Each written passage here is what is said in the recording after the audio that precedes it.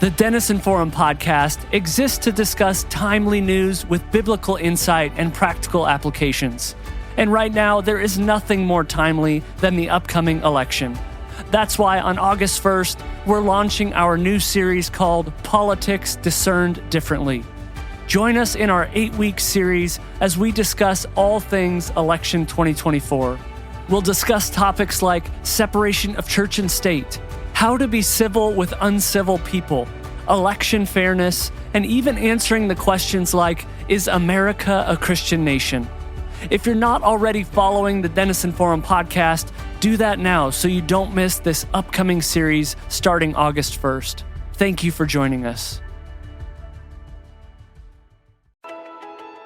Good day. It's Wednesday, July the 17th, 2024. Welcome to the Daily Article Podcast. Today's article is written by Dr. Jim Denison and narrated by Chris Elkins of the Denison Forum.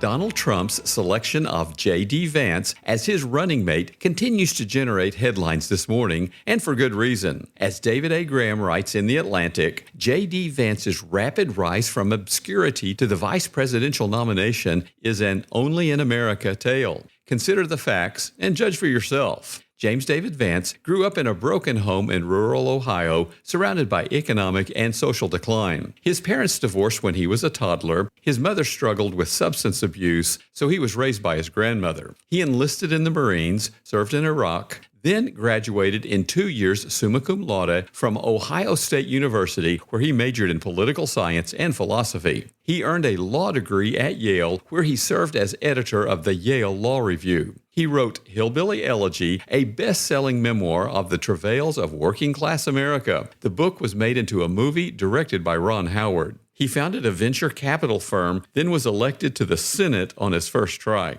At 39 years of age, he has been nominated for Vice President of the United States. Now consider his counterpart. Kamala Devi Harris was born in Oakland, California. Her mother immigrated from India to attend University of California, Berkeley, where she met Harris's Jamaican-born father, Donald. Her mother became a cancer researcher, while her father became a Stanford University economics professor. Her parents divorced when she was 7 years old. At age 12, she moved with her mother and sister to Montreal, where she attended high school and founded a dance troupe. She graduated from Howard University in Washington, D.C., majoring in political science and economics and serving on the debate team. She earned a Juris Doctorate in 1989, worked as a deputy district attorney in Alameda, California, and was elected San Francisco District Attorney in 2003. She was elected California Attorney General in 2010, the first African American and the first woman to hold the position. In 2016, she became the second African American woman and the first South Asian American woman to be elected to the U.S. Senate.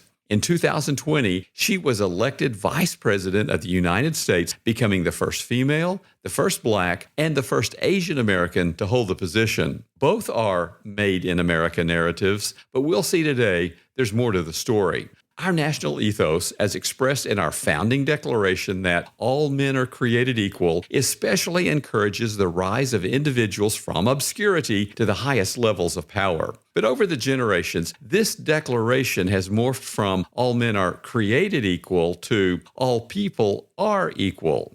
Darwin taught us that we are not the purposeful creation of God, but the coincidental product of natural selection. Freud convinced many that belief in a creator is a fantasy based on the infantile need of a dominant father figure. Postmodernists have persuaded our culture that all truth claims are personal and subjective, which of course is an objective truth claim. As a result, according to the existentialist philosopher Martin Heidegger, we are actors on a stage with no script, audience, director, past or future. Courage, he claimed, is facing life as it is. How's this working for us? The Wall Street Journal interviewed a variety of Americans about their feelings following the attempted assassination of Donald Trump last Saturday. According to the article, they pointed fingers and expressed anger, fear, and heartbreak.